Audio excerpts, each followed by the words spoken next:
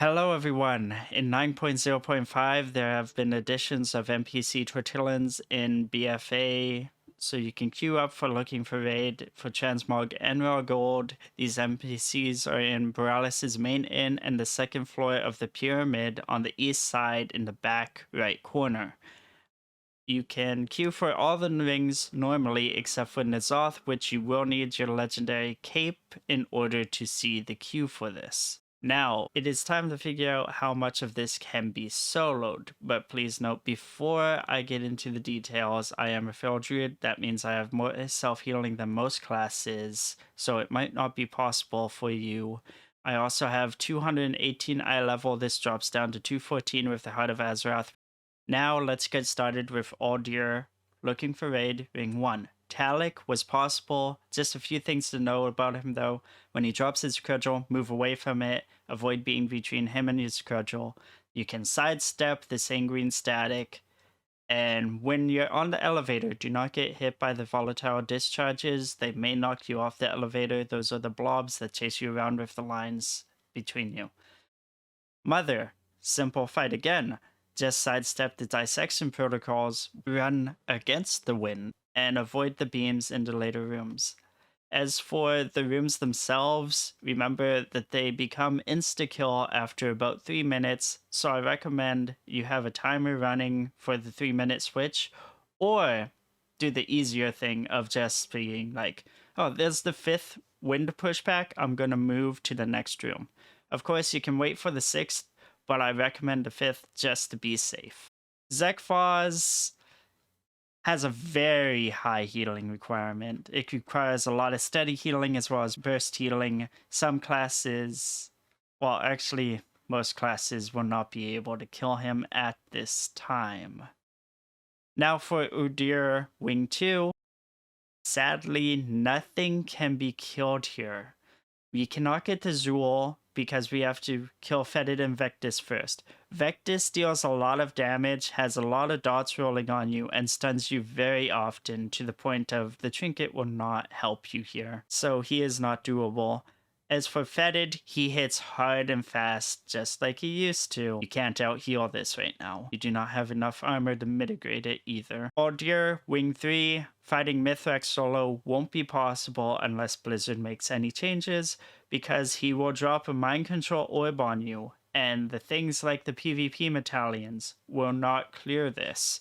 So you instantly get mind controlled, the fight resets, and you die. There is nothing that allows you to solo this even later on. Moving on to the Battle of Dazar'alor, Wing 1 of Looking for Raid is surprisingly doable, but there's a catch. Champion of Light requires you to focus down the ads first. This is because they do a lot of damage.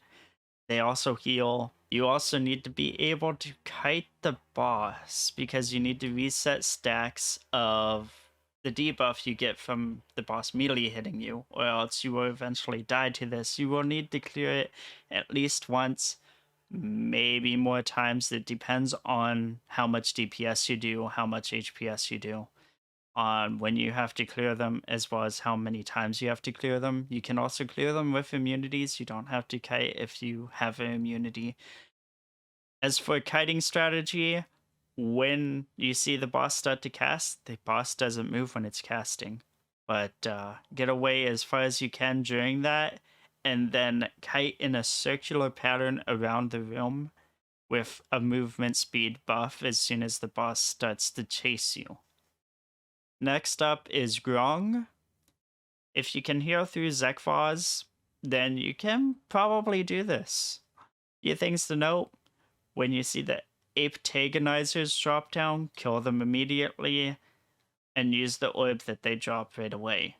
Also, avoid the ground fire patches as well as the ground earthquake slam damages. They do considerably high damage.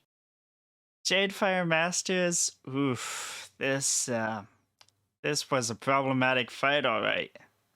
So, first of all, you will need 2.6k healing per second.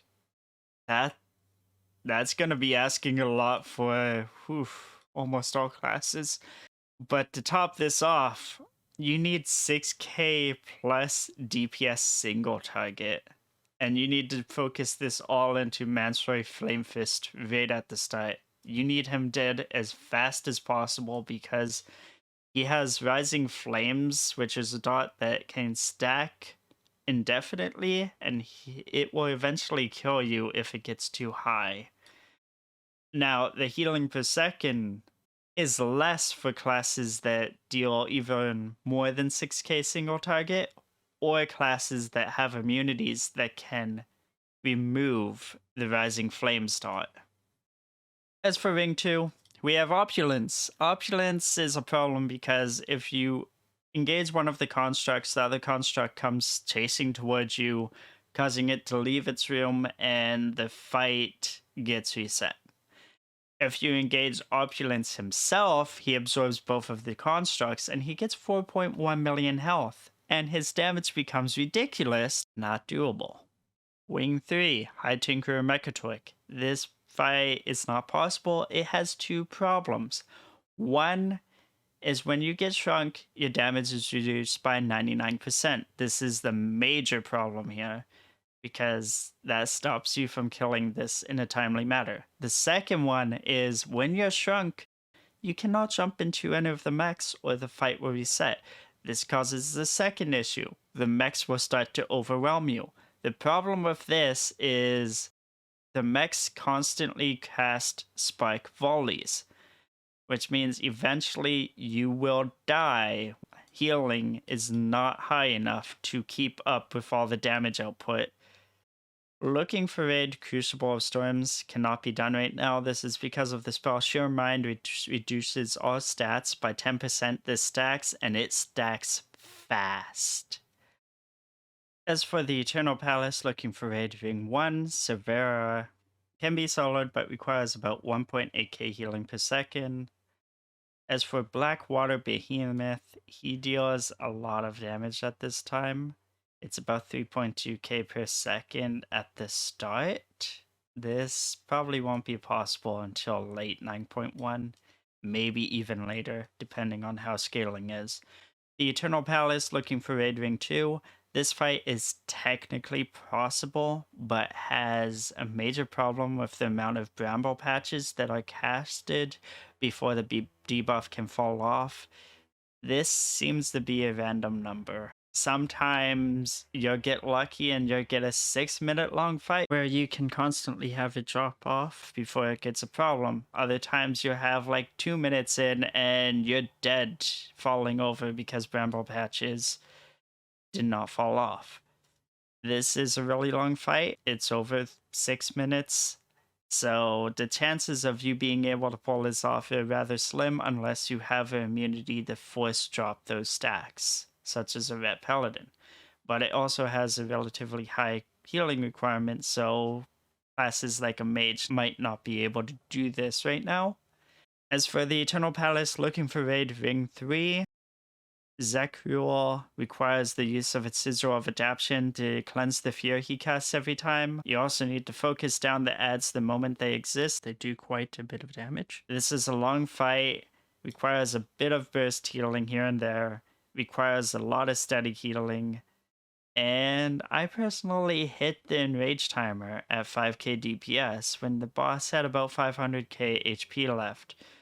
So this should be possible since I never used flasks or potions for this fight, but it's not really worth the time investment right now, and most classes will not be able to do it because of how much healing you'll need. Now, as for Ny'alotha Looking for Raid Ring 1, Wrathion is not possible. This is due to the Searing Breath damage stacking. This hits pretty hard at current gear levels, stopping progression. Now, an interesting one is Ny'alotha Looking for Raid Ring 2. You see, Dark Inquisitor Xanesh is possible, and is easier than some of the earlier Looking for Raid bosses that we have gone over to be killed. For the fight, you need only 1k healing per second. The major threat of this encounter is the Void Lashes that she casts because it builds up stacks. But everything aside from this is relatively steady, sometimes not noticeable damage. During the fight, I did do the orbs, so my kill time was relatively slow, but I did notice when I was doing it that if the orbs hit the wall or Azura, it's not as much damage as I thought it would be. So you might need a little more than 1k HPS if you're going to let the orbs hit the walls, but this fight is doable. It takes about 9 minutes if you're doing the orbs because of the damage reduction you have to eat, pretty much. As for Vexionia, it is not possible due to two factors right now. I do not have enough DPS for killing the Void Ascendant in a timely manner, and there is too much damage coming from Vexionia and the adds together as a whole. I do not think this one will be possible into 9.1. It might be in 9.2. As for Ny'alotha Looking For Raid Wing 3, Sha'har, the Insatiable, Dissolve abilities, it's for about 5k every second. Can't be soloed. Lastly, we have Looking For Raid Ring 4, which cannot be done. It's just too much damage. And that is it. Some of these boss balls will be possible in 9.1 if they are not right now. Some of them will be possible for more classes in 9.1, requiring less healing per second because our armor is going to be scaling up, as well as our stats. But some of them will stay impossible. Expansions to come, such as Mythrax and Opulence.